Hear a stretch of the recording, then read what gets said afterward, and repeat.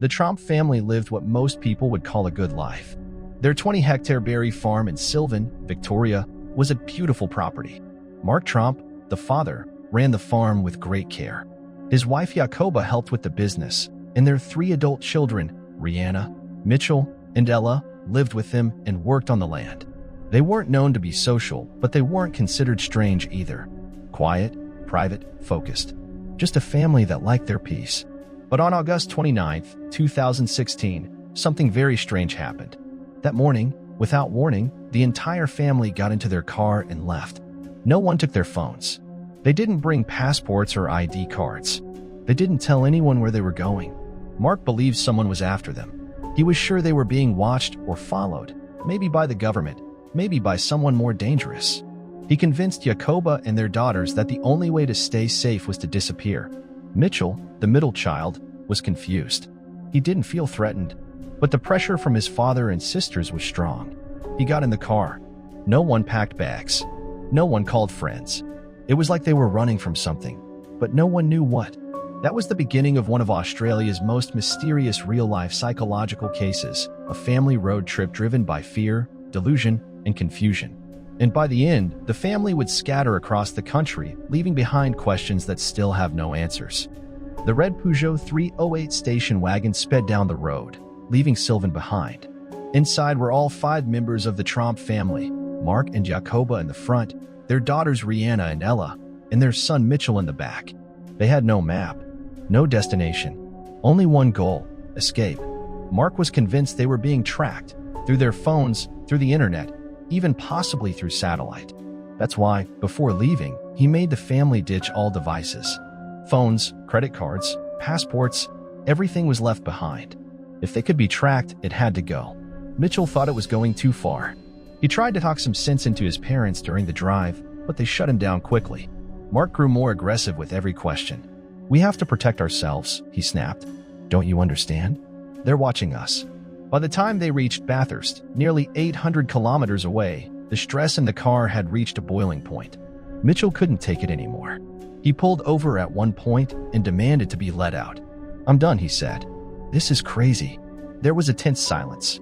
Mark didn't want to stop, but eventually he gave in. Mitchell stepped out of the car, standing by the side of the road as his family sped off without him. He was left in a town he didn't know, with no phone, no wallet, and no idea what they were running from. Later, he would be picked up by police, unharmed but confused. He told them everything, how his parents had suddenly gone paranoid, how they believed people were after them, how he didn't understand what was real anymore. Back in the car, the rest of the family continued their strange journey, deeper into New South Wales. No one knew what they were looking for. No one knew what they were running from. After Mitchell left the group in Bathurst, it didn't take long before the sisters, Rihanna and Ella, began questioning what they were doing. The tension in the car was thick.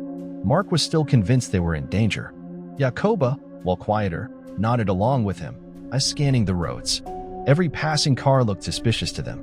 Every road sign felt like a clue or a warning. Rihanna and Ella, now without their brother's support, began to whisper between themselves. "We need to get out," Ella said. "This isn't right." By the time they reached a small town called Jenolan Caves, the sisters couldn't take it anymore.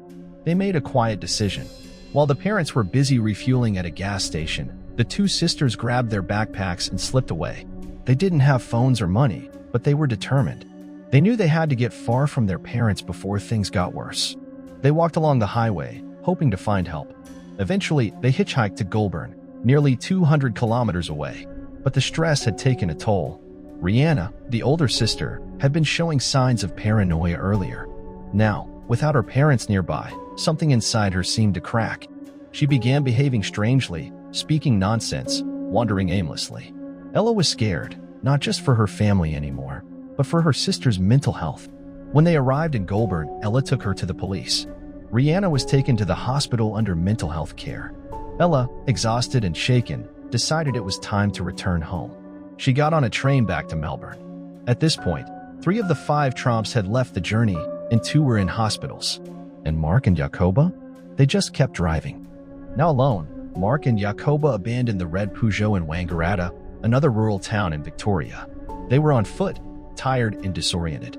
Locals would later say they saw the pair wandering aimlessly, looking around as if they were being watched. Mark walked off into the bushlands and vanished. Jacoba stayed behind and was later found on the side of the road, confused and frightened. She was picked up by a passing car and taken to the police. She couldn't explain much, only that they were in danger and had to run. When asked who was after them, she didn't know. She was sent to a hospital for evaluation. At this point, all 5 members of the family had been separated, and none of them were where they started. The Tromp family had completely unraveled. And Mark? He was missing in the wilderness. Mark stayed missing for nearly 2 full days. Search parties were formed. News reports started to circulate. The mystery of the missing Tromps was now national news. Then, out of nowhere, Mark appeared.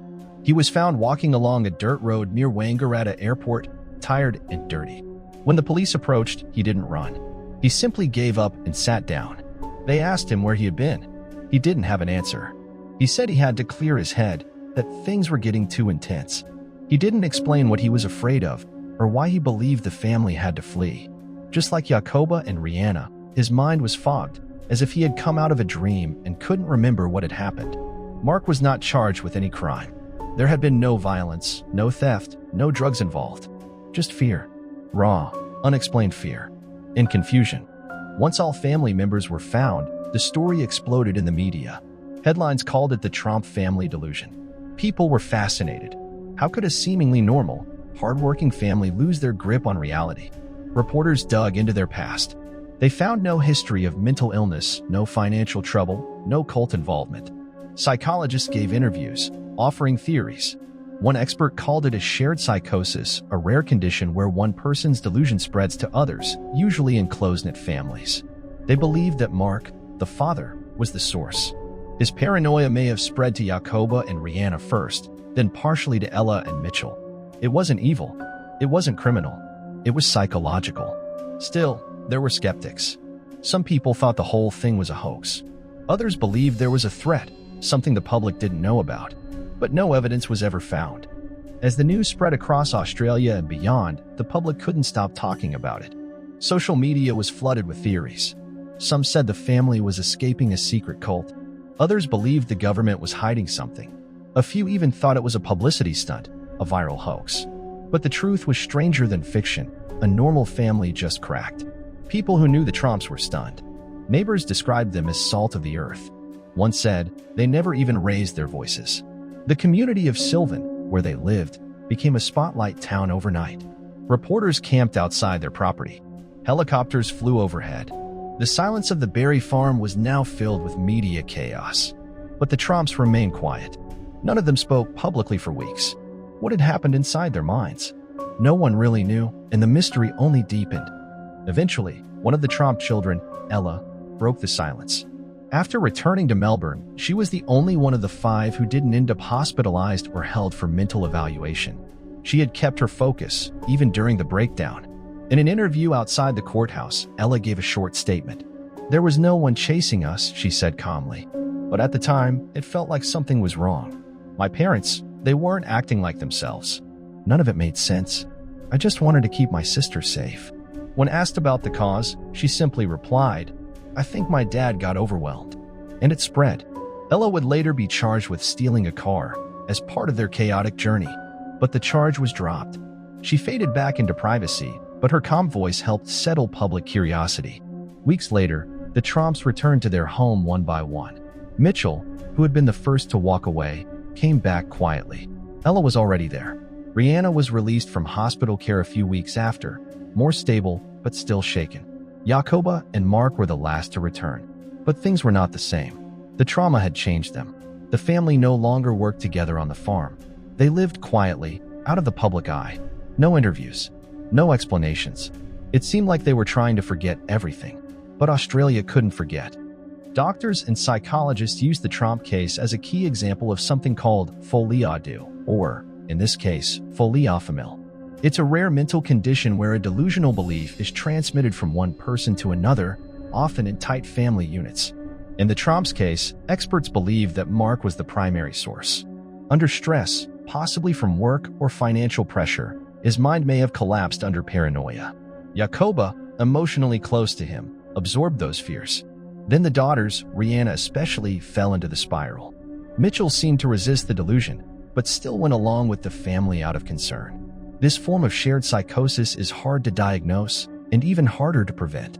It often fades as soon as the individuals are separated, as seen with the Tromps.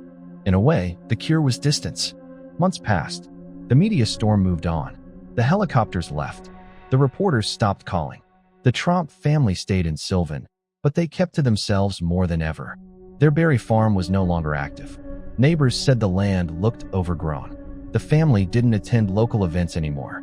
It was as if the family had gone back into hiding, but this time, not out of fear of someone chasing them. This time, it was out of embarrassment, or shame, or just a need to be left alone. Even years later, the Tromp case still sparks debates online. Reddit threads, YouTube videos, and podcasts regularly revisit the story. People try to find deeper meaning in it. Some believe there was a real threat, something the family found out that scared them into silence. Others say it was a mental health time bomb, generations of isolation and stress finally exploding. But nothing concrete has ever come out. The car they left behind was clean. No drugs, no notes, no clues, just silence. Among the family members, Rihanna was the one who took the longest to recover. She had believed the delusions deeply. When she was taken to Goulburn Hospital, she was terrified. She thought she was being followed, that someone would come for her. The doctors said she was disoriented, confused, and paranoid. She didn't know what was real. It took weeks before she could hold a full conversation without fear. Slowly, the fog began to lift, but she never spoke publicly after her release. Her story, like the rest of her family, remains locked behind silence. Before the delusion, the Tromps were a team, a family business built on trust and work. Afterward, they became 5 individuals, living under one roof, but divided by an invisible crack.